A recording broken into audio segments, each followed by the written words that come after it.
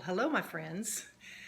So, being inside for so long and trying to use what I have in the house, I'm just experimenting a little bit.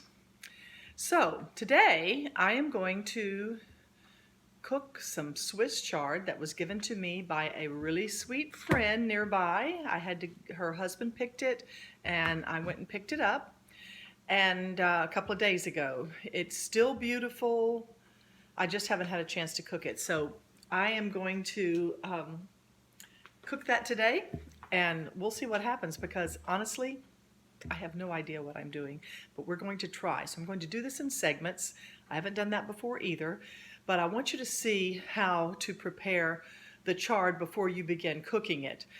First of all, you have to wash it. I washed it 3 times. I know that they washed it too, probably, but I washed it just in case. So I'm going to see if I can turn this around. Maybe I can't. Okay, well, that's okay. I'll start over, and then, yeah, well, you see, Miss Techie Me thinks she knows what she's doing. Alrighty, I will stop this and then begin again. Okay, so here we are. Here is just one leaf of the chard. Can you believe that? Look how gorgeous that is.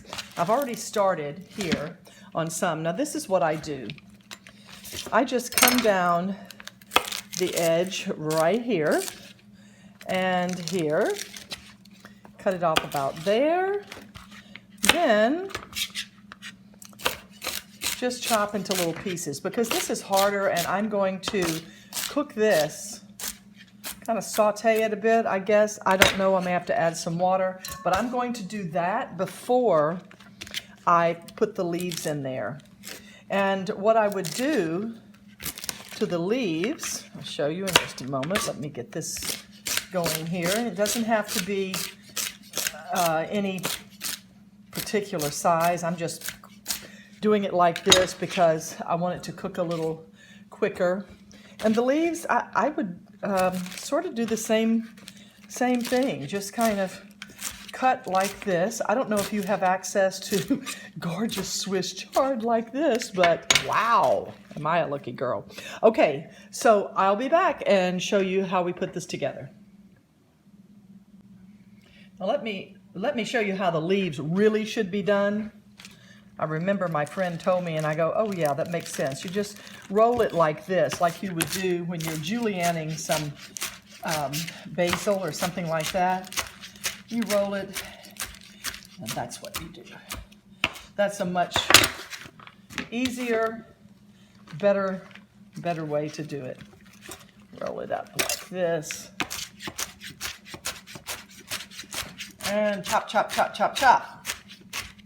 I think this is going to be so tender, and you know, this is one of the most nutritious greens that you can eat. Okay. Okay, so in the interest of time, I have already begun frying off my bacon pieces for a recipe that I don't even know what to call it, but it's going to be chard, and you'll see as we go along. So, there's the bacon. I did this in the wok. I have not used my wok for so long. Okay, oh boy, you guys know how I love garlic. So I'm going to saute that garlic for just a bit and let it get fragrant. And no, I don't like to chop it up. I like the pieces. I think it's great. This is why I think a wok is good, because then I can put the bacon to the side here. Y'all, if I tell you how old this wok is, when we lived in the Netherlands, I always liked to take cooking courses. There was a lady who had taken classes from a lady named Dorothy Huang, who was a chef in Houston. She still may be, I don't know. I need to look her up, I guess. I have her cookbook. and she had taken classes, and so she decided that while she was over there in Holland that she was also going to teach classes. And so I took a couple of courses from her, and I really enjoyed it, and that's when I got my first wok, which I absolutely love, but haven't used it in a while. Okay, so next what we're going to do is put the stalks from, or the stems from the chard in. Now, I don't know, maybe I'm supposed to add some salt, possibly some pepper, and I'm telling you, flying by the seat of my pants here, I think you can boil this too. I read something about that. I'm kind of not into boiling vegetables so much. I may put a little water in here in just a few minutes after it's browned just a little bit. I don't know how long it's going to take. I have this on high, and we'll just have to see here what happens. Boy, does it smell good though. I just thought, you know, the bacon, everybody loves bacon, and I think it's going to give this a really good flavor. I have some other things that I'm going to add. If you ever fry bacon, I do it in the oven because our son taught me how to do that, and I like it a whole lot better in the oven. And if you put foil down on your cookie sheet, put it in there in the oven, 20 minutes, then you have the bacon grease. I know it's not that good for you, but for people who do keto, I just put it in a jar and I save it in the refrigerator. So if you need a little bit more, this bacon was very lean, and so I decided just to add a little bit more grease to it because it just didn't seem to be doing what it needed to do.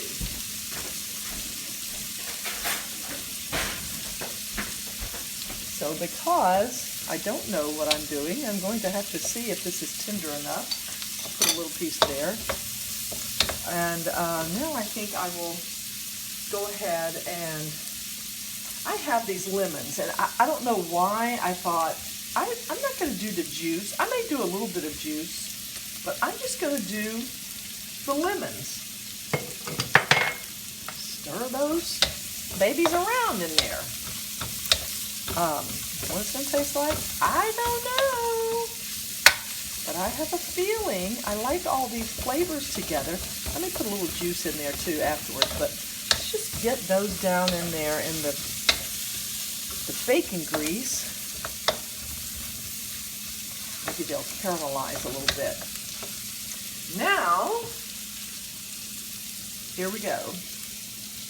Putting in, now these are a bunch of leaves. I did not use all of them. Wow, I don't even know if I need to put all of that in there. I think I'm going to do a little bit at a time. Okay, we're learning together here, folks. I don't know.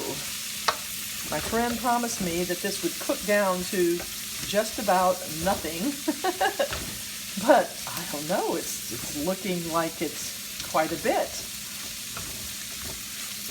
So saute that down. Guess I should put a lid on there. In the meantime, I had some leftover pork loin last night. So we're gonna have that as well. Oh, and that thing will drive you absolutely insane. Okay, let's see how it's going here. Maybe I need to put a tiny bit of water just so it steams a little bit. Maybe I'm not going to cook this down as much as you know, like turnip greens or collard greens or something like that. No, how about let's mixing all that in there now with the bacon and get it really marrying all those. Oh yeah, look at that. Oh yeah, that's gonna be tasty.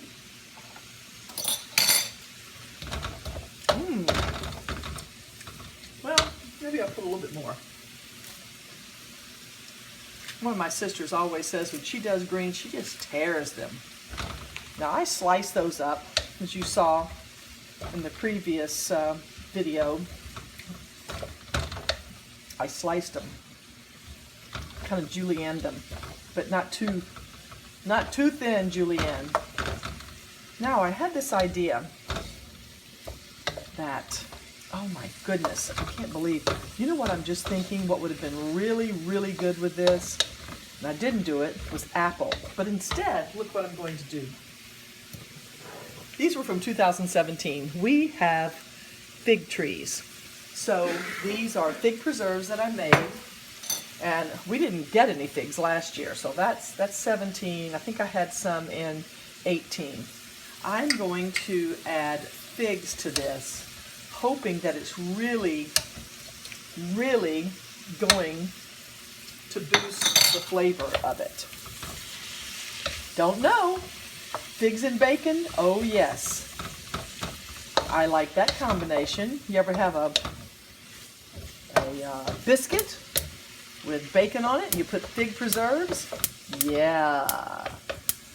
Delicious, delicious. Okay, so what we're going to do, I'm going to, I'll cut that a little bit. Wow. Now that's cooking down. Maybe a little bit more water. Check it out. Right there. Got a sweet potato in the oven. Let's taste this for correction of salt. It'll be interesting. Let's see what it's going to do. Yeah, it needs to cook a little bit more. It's a little bit tough. I'm going to add some salt and pepper also. And then I'll add the rest of the figs. I kind of wish I had some. Maybe I do. Now this syrup in here is so very thick. This was one of the ones I made, and I don't know, I think I cooked it too long. But it's almost like molasses. I can tell you, it's delicious. And we'll see how it's going to do in here. I have no clue what it's going to taste like with the pork. Let's see, let me get a little bit of squirt of, just use some of my real lemon.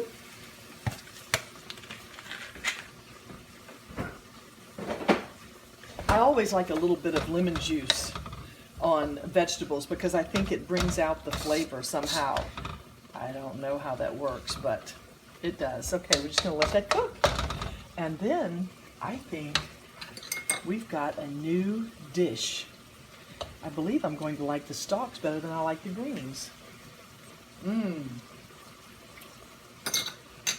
Oh yeah. Nice. Very nice. So there you go. What shall we call it? Figgy Chard. I don't know. But we just made up a dish. I don't have to give you the recipe because you've seen what I've done. Voila, and bon appetit. Just one more thing. Added a little bit of feta cheese, and I think that's going to really pump it up quite a bit.